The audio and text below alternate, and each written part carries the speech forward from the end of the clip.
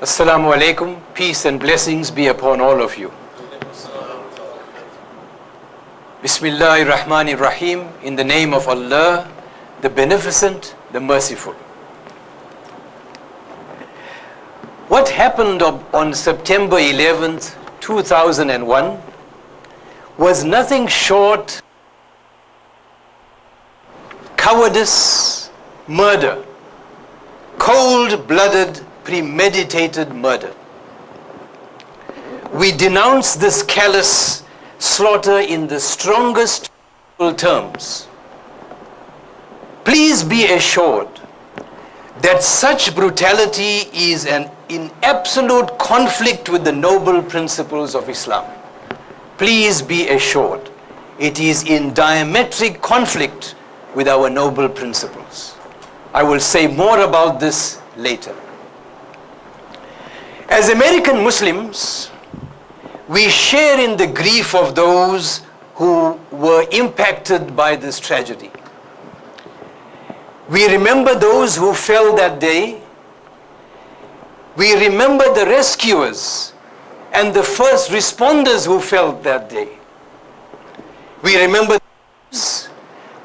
the Christians, we remember the Muslims, and those all belief systems who fell that day. We remember Tariq Amanullah, one of the founding members of WhyIslam, who fell that day. O Allah, we appeal to you. Show mercy to those who have returned to you. Yours is the mercy that belongs to all. O Allah, ease the pain of those who remain behind. Bathe their scars in your soothing mercy. O Allah, help us remember that we belong together because we are all the progeny of Adam, peace and blessings be upon him, and Eve. But we cannot be complacent. The storm of 9/11 has not passed. The 9/11 terror was not confined to the American mainland. It precipitated the ensuing wars of Iraq,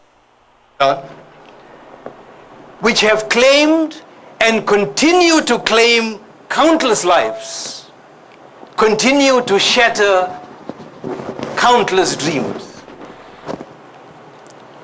Now, the terror of 9/11 placed Islam in a position of double jeopardy.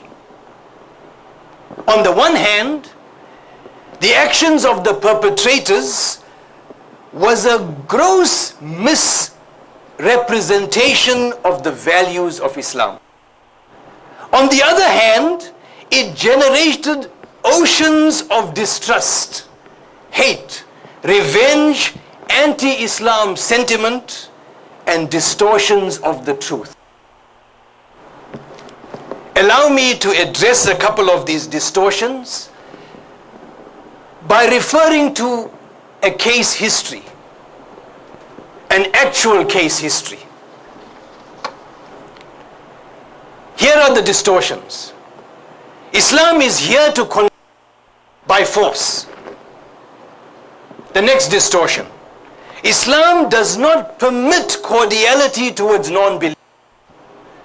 Allow me to address these two distortions with one case history. Two birds with one stone.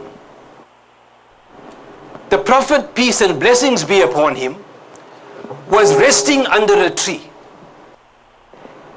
An assassin crept upon him, sword in hand, and challenged the Prophet, saying, "Aha, who will save you from me?" Reflexively, the Prophet cried out, "Allah." The man fumbled the sword in surprise. It fell to the ground, and the Prophet of Allah nimbly retrieved it and turned upon his aggressor. Aha! Who will save you from me? Be kind to your prisoner, the man stuttered. So the Prophet, peace be upon him, asked, will you testify that there is no God but Allah?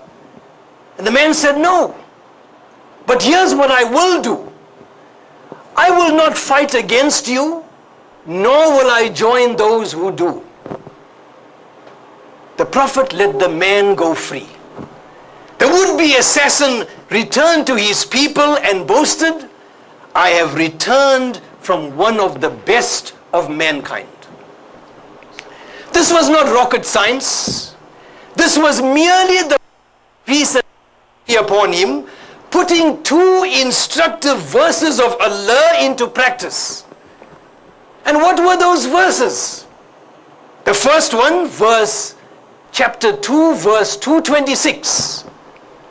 Let there be no compulsion in religion. Truth has been made clear from error. Whoever rejects false worship and believes in Allah has grasped the most trustworthy handhold that never breaks. And Allah knows and hears all things. And the next verse, chapter 60, verse 8. Allah does not forbid you to be just and righteous towards those who do not go into battle against you over matters of faith and did not expel you from your homes. Deal with them justly. Allah loves those who are just. I mentioned previously that the brutality of 9/11 is in absolute conflict with the noble principle of Islam. Let me explain. The emperor of the Byzantine Empire launched the mother of all armies, a fighting force of 200,000, Prophet's fledgling community. A fighting force of 200,000. The Prophet scratched up a contingent of 3,000 men to at Muta.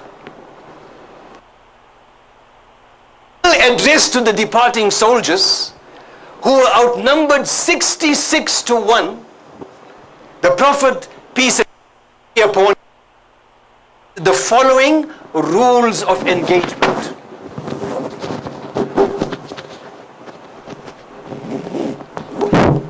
Keep it down. If you can just bring this out and put it over here, the receptor.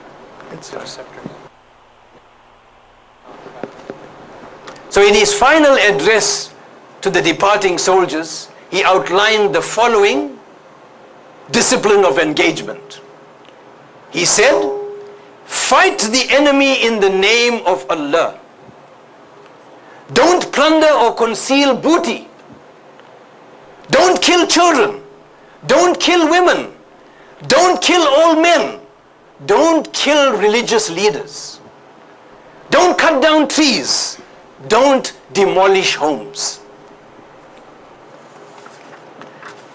The indiscriminate murder committed by the perpetrators of 9/11 bears no resemblance to the purity of engagement and restraint emphasized in the Prophet's address.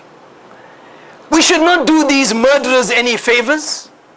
We should not legitimize their actions by associating them with the pristine standards set by the Prophet ﷺ, peace and blessings be upon him.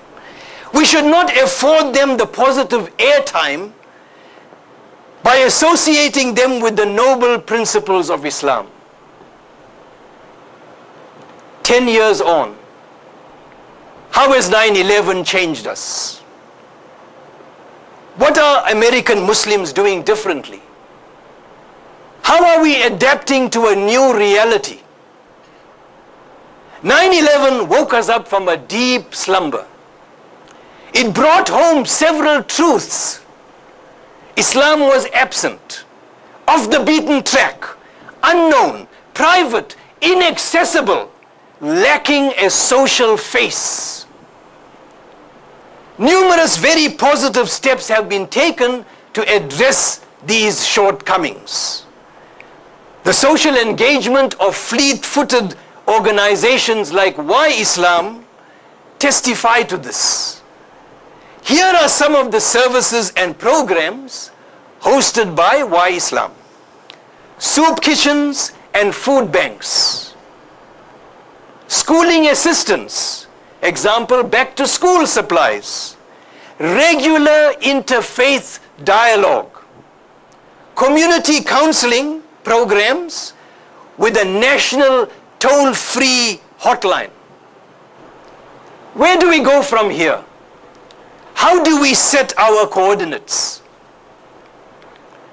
As we survey the horizon of an ever-shrinking world, we see the looming challenges of distrust, disunity, deprivation, greed, the absence of self-scrutiny.